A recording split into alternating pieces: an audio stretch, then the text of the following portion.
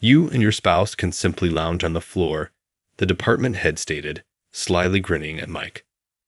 The company is celebrating its 30th anniversary today. That he could say such a thing at such a momentous occasion is astounding. In addition, it's his first encounter with Linda, my wife. He would usually be a little more considerate, I thought to myself. The president's daughter, Jessica, made an even more unexpected move. Suddenly, she handed us a cardboard box that had been flattened and said, "Use this." The cardboard fell to the ground, creating a cloud of dust. "Shall we go home?" To Linda, I said. "Yes, let's," she said, a little shaky in her voice. We were going to depart the arena when we started to get bruises. Adam is my name. I am 40 years old. Together with my wife, Linda, and our daughter, Anna, who is in middle school, I lead a simple but contented existence. Linda and I first became acquainted in high school and were married at the age of 25. We were merely buddies back then. However, despite a lot of ups and downs, we eventually strengthened our bond and realized we were partners. We've been together for a very long time and are not just married, but also the best of friends. We can talk about anything. Because of this, when we were younger, we frequently got into arguments about things we wanted to communicate to one another. However, our arguments were only short showers. The phrase "the ground hardens after the rain" is true. After a while, our wrath would naturally subside and disappear, leaving only our love for one another. Every time there was a fight, I thought we understood each other better. Our disputes have substantially diminished since Anna moved in. The words "children around" truly resonates with me. Not that we made the conscious decision to stop fighting for Anna's sake, but we did naturally begin to get along better. We wish to carry on having a happy family of 3. I travel every day from work to home with this hope in my heart. On my way to work today, as every other day, I was bumped around in a packed train. Although I have to endure the morning rush every day, it doesn't seem so horrible when I consider that I work for my family. Everyone on this train is undoubtedly working hard toward a goal. When you think like this, even the uncomfortable circumstances of a packed train have purpose. A mountain of mundane work waited for me at the office. Despite having a wonderful family, I'm having some problems at work. With 2,000 employees, this business has been a profitable endeavor for the past 30 years since its founding. This company is where I started around a year ago. I had been employed by a tiny family-run company up until that point, but financial troubles caused it to fail.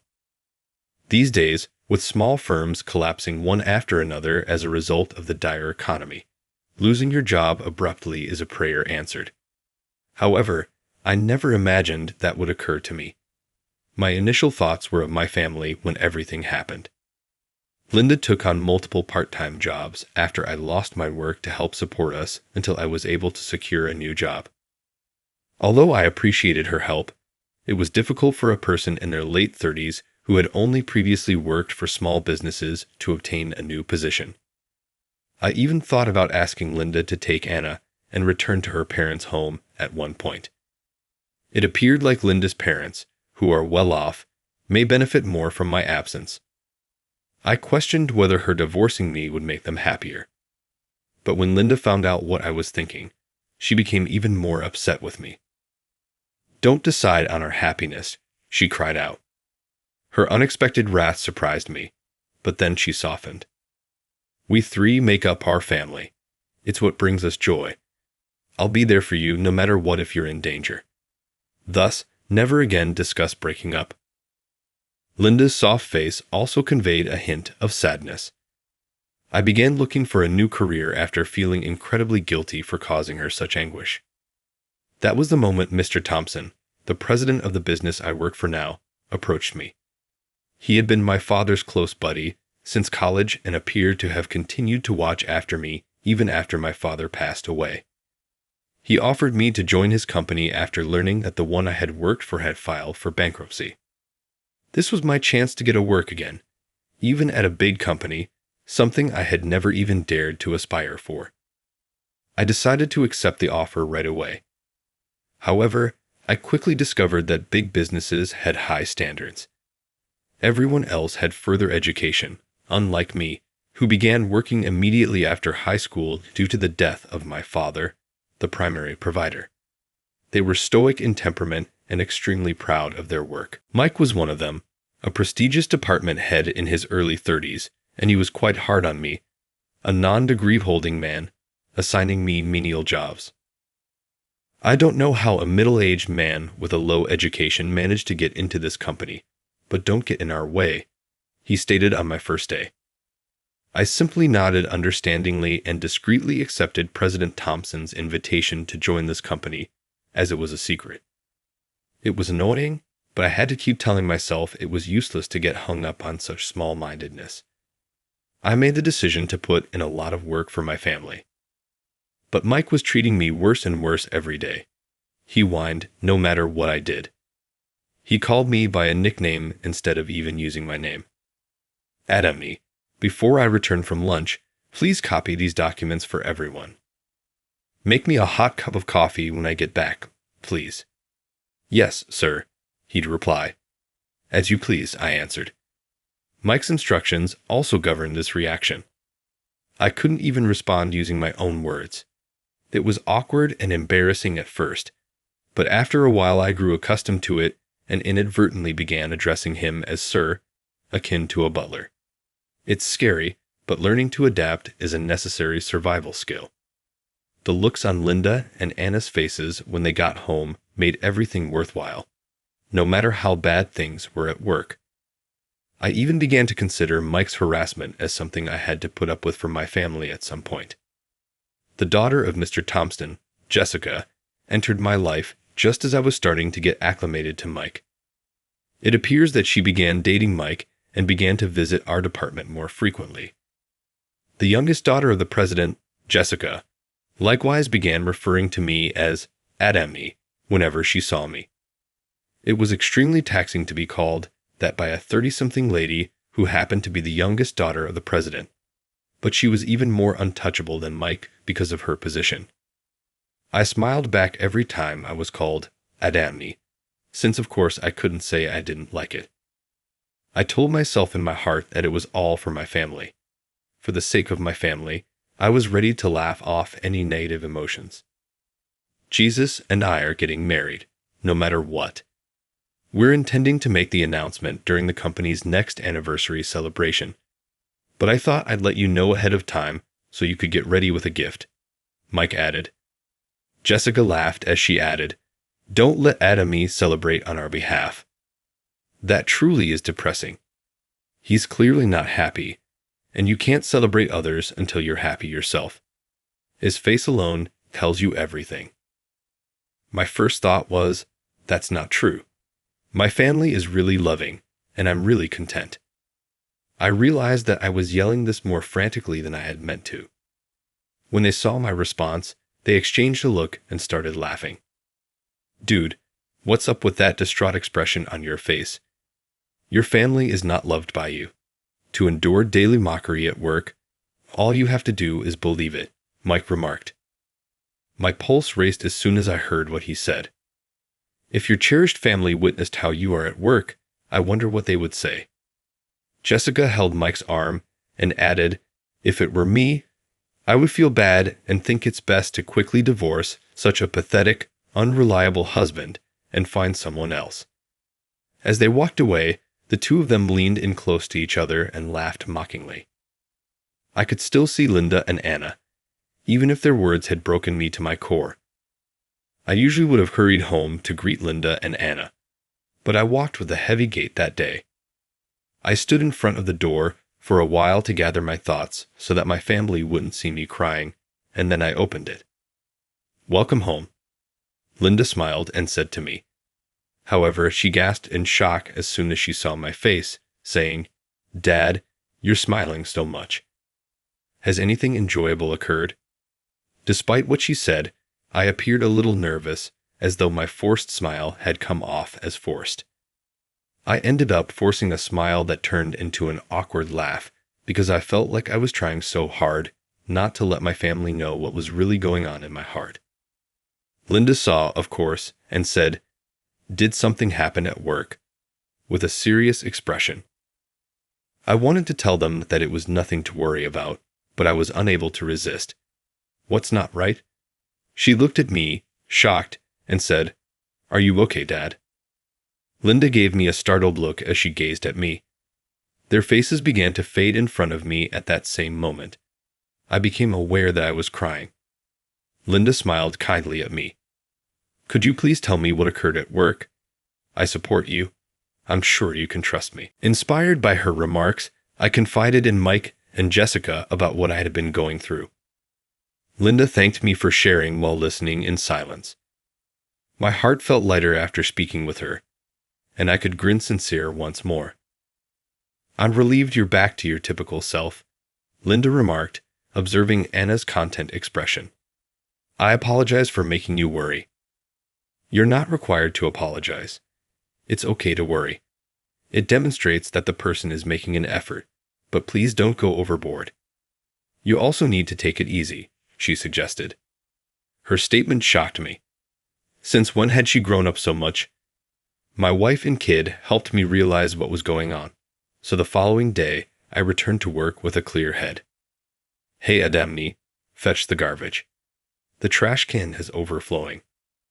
Being a recent high school graduate with an odd profession, you might not give a damn, but I'm too busy getting ready for the anniversary celebration. "Please don't disturb me," Mike growled. I smiled back and said, "You get it, Mike. However, Adam, not Adami, is my name." Mike stared at me briefly before leaving the office without saying anything more. He was probably too busy getting ready for the party to dispute. It felt good to stand up for myself, and I thought about Linda and Anna right away. Yes, they are the reason I am able to be strong. I made the decision to no longer put myself at risk for my family. What really helps my family is me doing my job effectively and keeping my pride intact. The anniversary celebration wasn't irrelevant to me.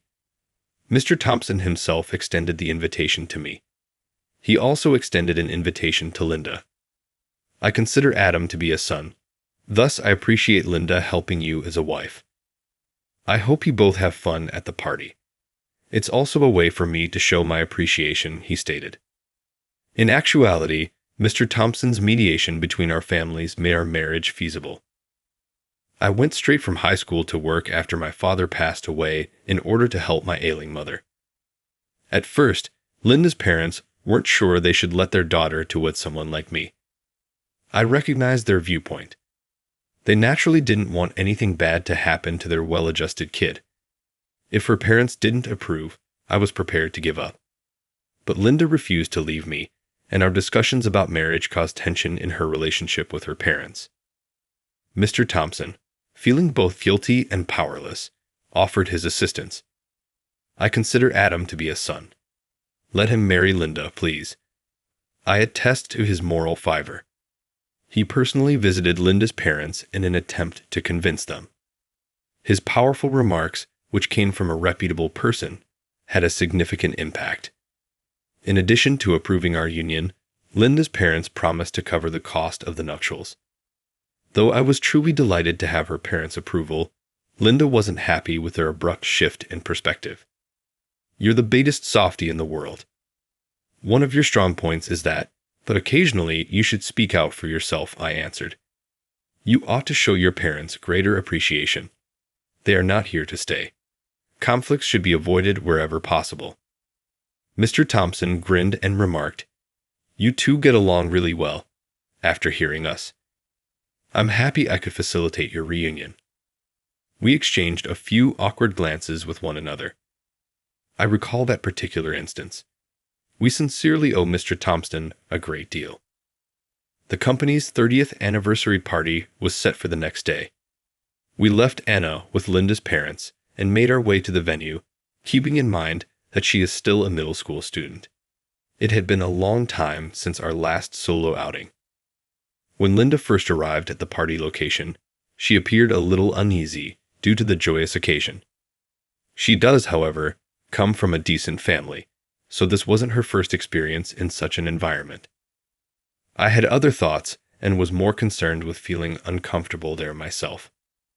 As anticipated, Mike and Jessica noticed us at the location and changed their demeanor as they approached us. What is this person doing here? A recent high school graduate hired halfway through his career? Is the HR department at blame for this in any way? There has to be some sort of mistake. It's just not realistic. There might not even be a seat set out for you, Jessica scoffed meanly. Mike regarded me with a sly smile. You and your wife can just sit on the floor, right? Since Linda had never met them before, I found it hard to believe he could say such a thing on such a momentous day. Normally, I would think they would be a little more polite. Jessica did something even more unexpected while I fumed inside. She approached us abruptly with a flattened cardboard box and said, "Use this." I started coughing as soon as the cardboard touched the ground and began to kick up dust. Jessica scoffed at me while pointing. Because she is Mr. Thompson's daughter, I was ready to forgive her, but this went too far. This was excessively harsh, even if they were unaware of my relationship with Mr. Thompson. With a smile, Linda observed the entire conversation in silence, but she soon opened her mouth to speak. She was a determined individual, and she was aware of Mike's treatment of her. I was afraid that she might respond.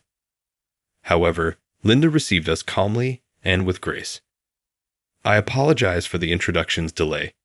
I've been hearing a lot about Mike's caregiving for my hubby. Mike gave Linda a resentful glare. It isn't comparable to it. I regret to inform you that he has been confined to daily menial work. But don't worry, he makes a respectable salary for a janitor. Jessica chuckled at what Mike had said. Here, Adam cheerfully endures mockery throughout the day in order to protect his cherished family. It's truly heartwarming. However, I'm shocked that you came here. Do you not feel uncomfortable here? I was concerned about Linda's reaction when she gave me a quick glance. Her stately profile revealed her sophisticated background. It appeared that the hurtful remarks had had no effect on her at all at first glance. Still, I saw a faint quiver in her lips. It was the first time I had ever seen Linda act like this, and I wasn't sure if it was out of sadness or rage. "Shall we go?" I asked, instinctively putting my hand on her back. She turned to face me, her eyes full of tears, as if she was waiting for those words, and said quietly, "Yes, let's." She must have been suppressing her emotions, not wanting to make a big deal out of it, certainly not for me. The best thing I could do for her was to leave. We were stopped and called just as we were ready to go away together. It was Mike, the one who had followed us, his once smiling face now pallid. "Hold on, please return. It's Mr. Thompson who needs you. He threatened to terminate me if you left right away." "Exactly who are you? How do you feel about Mr. Thompson?"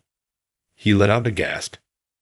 "It appears you finally realize the gravity of your actions," Linda said Mike right away. "Though we've previously spoken with Mr. Thompson about this, we're heading out at this time. You'll lose your job if we do. Adam won't have to endure suffering right then." Linda put her hand on my arm and said, "Let's go," after saying that. She gave off the impression of being eager to get out of here. I just gave her a simple nod of approval, responding, "Yes. No, please hold on. I apologize for all of it. All of that was a farce.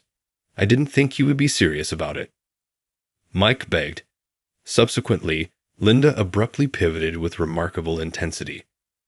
Her abrupt action startled me so much that I almost fell. Linda's acerbic voice echoed, "If you really mean to apologize, then don't make excuses." Her expression twisted with rage, as if she was very angry. Her ferocity intimidated even my cluck. I hadn't seen her like this in a very long time. I was powerless to stop Linda from being really angry when her parents opposed our marriage. When Mr. Thompson and Jessica finally showed up, he declared, "What Linda is saying is true. You both ought to give them sincere apologies. Jessica, please apologize. I feel incredibly humiliated as a parent." The mere fact that she was born later in life seems to have caused me to spoil her excessively. Mr. Thompson's intervention appeared to calm Linda down, and her furious face soon vanished. The way Mr. Thompson handled the matter comforted me. Additionally, it appears that you have consistently shown Jan contempt at work. It didn't surface until now since he's a wonderful man, but typically such behavior would get you sued. Mr. Thompson chastised them, saying, "Those who cannot respect the dignity of others have no place in my company." When Mike heard this, he looked defeated. Subsequently, Mike was downgraded to a normal employee, and rumors about his marriage to Jessica reportedly stopped as well. This was a result of Jessica's relocation to a far-off neighborhood where her mother's family lived. As it happened, Mr. Thompson and his wife had split up. It seemed that they had ceased even saying hello to each other at home, and that their relationship had been chilly for a while. When his wife was discovered embezzling business funds with an accountant she was having an affair with, it was the last straw. Mr. Thompson believed he had no alternative but to send her back to her family home for divorce in order for her to accept responsibility and make amends. Mr. Thompson looked at me lonely as he confided, "I could hardly run my own family, despite the grandiose speech I gave in front of you. Your family appears to be truly happy in comparison." He was a wonderful father indeed. I refer to he as my father. My father and Mr. Thompson had promised to work together to create a prosperous future as business partners. One was the son of a political family, while the other was a country farmer's son, and they met at college. They became the best of friends in spite of their disparate upbringings. Mr. Thompson had grown up in a competitive milieu, and my father, with his modest upbringing, was his first real friend. Following graduation, they pledged to launch a company together. My father became ill while he was working for the company to support his family and getting ready to launch his own company. In the end, Dad died, abandoning my mother and me without completing his pledge to Mr. Thompson. He has always felt bad for robbing us of my father. I never had a grudge toward Mr. Thompson, even though he claimed that his manner of atonement was to always try to help me. Even at the end, I knew my father trusted him. On his deathbed, my father expressed remorse that he could not honor his vow to Mr. Thompson. Mr. Thompson's eyes filled with tears as he apologized and said, "I'm truly sorry," when I told him about this. "Apologize not. You've stated it all along. I'm like a son to you. You are also like a father to me. From now on, please trust me," I said. Then Mr. Thompson said, "Thank you," and grinned softly. Maybe since it brought back memories of my father, it felt familiar. The divorce of Mr. Thompson was months ago. I've heard that late-life divorces can be emotionally and physically taxing, despite the fact that his relationship with his wife had been distant for a while. This is a result of his having to assume the responsibilities previously held by the spouse. Fortunately, Mr. Thompson's sister and her husband were neighbors who visited him from time to time. But because I was also worried, Linda and I made the decision to take our family to Mr. Thompson's house on a regular basis in order to stay in touch with him and offer him comfort. We used to host cookouts in his backyard and gradually began inviting guests over. Neighbors and employees of the company started to join. As a result, during weekends, Mr. Thompson's house was the center of social activities. It was at that moment that I realized the true value of family. Even though Linda, Anna, and I had a great time alone, I could see a bright future for our family when we grew our social circle. My late father would undoubtedly be happy. I had the impression that he was smiling softly and keeping an eye on our happiness from heaven as I looked up at the blue sky.